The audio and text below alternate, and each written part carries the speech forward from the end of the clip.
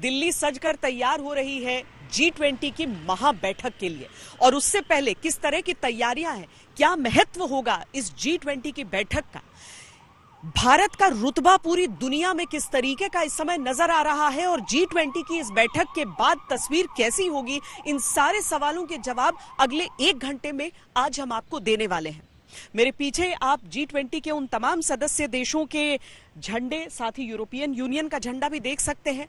इसके साथ ही यहां पर अलग अलग ड्रिल्स शुरू हो चुके हैं सुरक्षा व्यवस्था को दुरुस्त रखने के लिए। होटलों में पूरी तैयारी हो गई है और इस G20 के शिखर सम्मेलन के बारे में एक एक जानकारी हम आपको श्वेत पत्र में देने वाले हैं।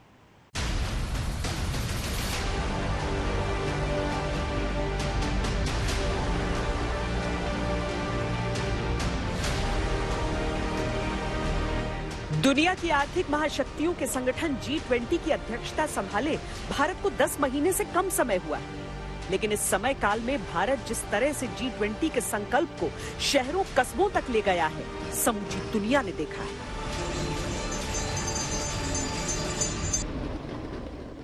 भारत के नागरिकों ने G20 समूह की करीब 150 से ज्यादा मीटिंगें हो चुकी है। 100 से अधिक हिंदुस्तान के अलग अलग कोने में मीटिंगें हुई है और दुनिया के 40-45 देशों के प्रतिनिधि उसमें आए हैं।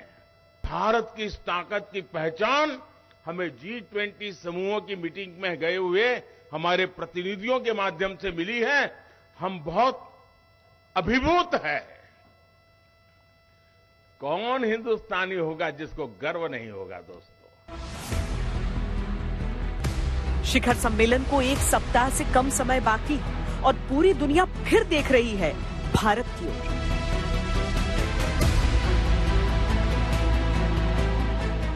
भारत ने जो G20 जिस तरह से किया है वैसे किसी देश ने नहीं किया। भारत ने जिस तरह से साधारण व्यक्ति तक ये G20 ले गए हैं किसी और देश ने नहीं किया। भारत ने जो एम्बिशन दिखाई है किसी देश ने नहीं दिखाई उस तरह की। भारत ने जो डिसाइसिवनेस दिखाई है वो किसी देश ने नहीं दिखाई। और भारत ने जो ग्रोथ और डेवलपमेंट पे फोकस किया किसी और ने नहीं फोकस किया। G20 के उद्देश्य मूलतः आर्थिक होते हैं और भारत ने चर्चा सस्टेनेबल ग्रोथ के इर्द गिर्द रखी है, महिलाओं की भागीदारी के इर्द गिर्द रखी है। भारत वैसे भी कोविड के बाद से विश्व मित्र के कई किरदार निभाता रहा है, चाहे वैक्सीन पहुंचाना हो, नागरिकों को दूसरे देशों से निकाल लाना हो या किसी आपदा को झेलते देश को राहत पहुंचाना हो। दुनिया इसीलिए भारत की बातों को ध्यान से सुनती है, दुनिया इसीलिए भारत के नेतृत्व को ध्यान से देखती है। बहुत ही बड़ा गर्व की बात है हिंदुस्तान के लिए कि इतनी बड़ी गैदरिंग यहाँ पर हो रही है। उसके लिए तैयारियां काफ़ी ज़्यादा हुई हैं और सक्सेसफुल हुई हैं, क्योंकि आप देख सकते हैं कितनी मीटिंग्स हुई हैं, कितने डेलीगेशंस आए हैं। लेकिन सबसे बड़ी बात यह है कि ये जो एक्टिविटीज़ हो रही हैं सिर्फ एक शहर में नहीं हो रही हैं, सारे भारतवर्ष में हो रही है। इसमें इन्वॉल्वमेंट सारे दूसरे स्टेट से भी है। तो मेरे विचार में इस प्रकार का रोल जो हिंदुस्तान के पास आया गया है, कॉन्फिडेंस के साथ जो आगे चल रहे हैं, बहुत ही अच्छी बात है। तो मेरे विचार में बहुत ही अच्छी शुरुआत है हिंदुस्तान के लिए, लीडरशिप G20 के लिए। और जो रास्ता हिंदुस्तान दिखाएगा वो सारा विश्व देख रहा है। G20 की अध्यक्षता अवसर के अनुसार देशों को सौंपी जाती है, लेकिन दुनिया के बड़े बड़े देशों ने माना है कि भारत को एक ऐसे समय में यह अध्यक्षता मिली जब दुनिया को इसकी जरूरत थी। आज हम आपको G20 के मायने और इतिहास के बारे में बताएंगे। भारत में इसके आयोजन की बारीकियां समझाएंगे। आयोजन स्थल भारत मंडपम की भव्यता दिखाएंगे। बताएंगे भारत के होटल मेजबानी की कैसी तैयारी कर रहे हैं। ये भी दिखाएंगे कि अवैध सुरक्षा के कैसे इंतजाम हुए हैं। शिखर सम्मेलन में कौन कौन से मेहमान आ रहे हैं।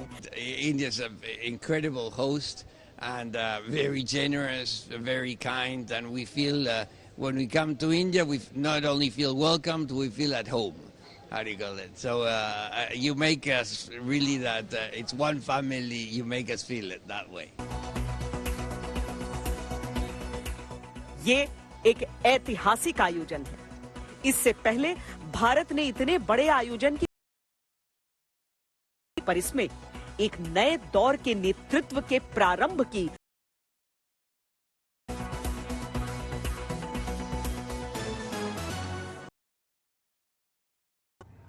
जब G20 की बैठक होती है तो जरूरी नहीं होता है कि हर एक बैठक में सभी प्रतिनिधि देश मौजूद होते हैं। भारत मंडपम का ये जो कमरा है जिसमें हम इस समय मौजूद हैं, ये जो कमरा है, ये जो साइडलाइंस पर जब बातचीत होती है दो देशों के प्रतिनिधियों के बीच, उसके लिए है। तो G20 के दौरान अगर कोई बायलैटरल टॉक्स होंगे तो इन्हीं सोफाज पर बैठकर दोनों देशों के जो प्रतिनिधि हैं, दोनों देशों के जो राष्ट्राध्यक्ष हैं, वो आपस में बातचीत करेंगे। 19 देशों और यूरोपियन यूनियन के साथ G20 समूह की स्थापना साल 1999 में हुई थी। तब ये इन देशों के वित्त मंत्रियों और केंद्रीय बैंक गवर्नर्स की चर्चा का मंच था। 2007 के आर्थिक संकट के बाद इसका स्वरूप बदला और राष्ट्राध्यक्ष इसमें शिरकत करने लगे। आज G20 के सदस्य देश एक साथ दुनिया की 2/3 आबादी का प्रतिनिधित्व करते हैं। ये देश संयुक्त रूप से दुनिया के 75% व्यापार और 85% GDP के लिए जिम्मेदार है। अर्जेंटीना, ऑस्ट्रेलिया, ब्राजील, कनाडा, चीन, France, Germany, Bharat, Indonesia, Italy, Japan, Republic of Korea, Mexico, रूस, सऊदी अरब, दक्षिण अफ्रीका, तुर्की, यूनाइटेड किंगडम और यूनाइटेड स्टेट्स, ये 19 देश और यूरोप के देशों का संगठन यूरोपियन यूनियन, इन 20 को मिलाकर बनता है G20। भारत ने सभी सदस्य देशों और EU के अध्यक्ष को शिखर सम्मेलन का औपचारिक न्योता भेजा। इसके अलावा दुनिया के कई बड़े संगठनों को भी G20 का न्योता भेजा गया। साथ ही मेजबान देश होने के नाते भारत ने 9 और देशों को इनवाइट किया। Bangladesh, Egypt, Mauritius, Netherlands, Nigeria, Oman, Singapore, UAE और स्पेन, इन देशों का चयन अपने आप में दिलचस्प है। 9 और 10 सितंबर को कैसे पूरी दुनिया के वो तमाम लीडर, लेकिन वो सारे लोग यहाँ पे मौजूद होंगे उन G20 कंट्रीज के, और जो हमारी गेस्ट लिस्ट है उस गेस्ट लिस्ट में आप जैसे आपने तमाम उन कंट्रीज का नाम भी लिया। यूएई एक बहुत ही ट्रस्टेड पार्टनर रहा है हिंदुस्तान का। सऊदी अरब एक बहुत ही ट्रस्टेड और बहुत ही स्ट्रॉन्गर पार्टनर रहा है हिंदुस्तान। इजिप्ट को हमने देखा है कि किस तरीके से अभी हमारे 26 जनवरी के मौके पे वहाँ के सदर अल-सीसी पहुंचे। ओमान का वहां पे आना, ये तमाम चीजें क्या मैसेज देता है। आज हमारे हिंदुस्तान में बैठे तमाम लोग ये देख पाएंगे कि कैसे ये दिल्ली के अंदर जो एक दुल्हन की तरह सजेगी और कैसे पूरी दुनिया से लोग वहां आके हमारे खूबसूरती को, हमारे कल्चर को देख पाएंगे। ये सच है कि रूस के राष्ट्रपति व्लादिमीर पुतिन भारत नहीं आ रहे, जबकि पूरी दुनिया उम्मीद कर रही थी कि वो आएंगे। पर भारत में रूस का रुख सकारात्मक रहा है। पुतिन साहब यहाँ नहीं आ रहे, मैं समझता हूँ कि बहुत अच्छा है कि नहीं आ रहे हैं। नहीं तो पूरा जो एक कंसंट्रेशन, फोकस हर वक्ता का, हर मीडिया का होता कि यूक्रेन में क्या हो रहा है। यूक्रेन मुद्दा नहीं है। G20 का जो संदर्भ है, जो उद्देश्य है, वो है इकोनॉमिक, फाइनेंशियल, उसका है विकास। और शी जिनपिंग आए ना आए वो उनकी मर्जी है, उसका भी कोई असर G20 पर नहीं है। तो मैं समझता हूँ कि प्रेसिडेंट पुतिन और शी जिनपिंग का आना ना आने को हमें बिल्कुल तूल नहीं देना चाहिए, मुद्दों पर जाना चाहिए और क्या आउटकम होगा। देखिए, कोई भी G20 या कोई भी बहुराष्ट्रीय संस्था बनती है तो एक विशेष परिस्थितियों में बनती है। कुछ नए मुद्दे आते हैं और उनसे डील करने के लिए उसको बनाया जाता है। G20 शिखर सम्मेलन में वैश्विक एजेंडा तय किया जाता है और ये बड़ी चुनौती का विषय होता है, क्योंकि बैठकों और मंथन के बाद ये जरूरी है कि उसका क्रियान्वयन भी हो। जब ये दुनिया रीस्टार्ट हो रही है, इस समय ऐसी मीटिंग्स का अहमियत और फोकस बढ़ जाता है। G7 में हुई, क्यों हुई, क्या मुद्दे उठे, कौन किससे मिला नहीं मिला, ब्रिक्स में क्या हुआ, SCO में क्या हुआ, G20 में क्या हुआ। तो इसलिए जो भी मीटिंग्स हो रही हैं, आप देखिए सारी बहुत ज्यादा फोकस में आ रही हैं। भारत ने G20, जैसे सारे लर्नेड कोलीग्स बहुत सही बता रहे हैं, भारत ने G20 को वाइड बेस कर दिया है देश के अंदर। अच्छी बात है। दुनिया, देश के अंदर हमें ग्लोबलाइजेशन में क्या हो रहा है, आइडिया ज्यादा लग रहा है और मुद्दे बढ़ा दिए हैं। G20 भी एक समय केवल फाइनेंस मिनिस्टर्स और सेंट्रल बैंकर्स का फोरम था, ये तो अब हो गया है G20 में यूथ 20, एनर्जी 20, फूड सिक्योरिटी इत्यादि इत्यादि इत्यादि। एक जमाने में G20 was only a forum of finance ministers, central banks. G20 अध्यक्ष के तौर पर भारत अफ्रीकन यूनियन को भी G20 समूह में लाने के अथक प्रयास कर रहा है।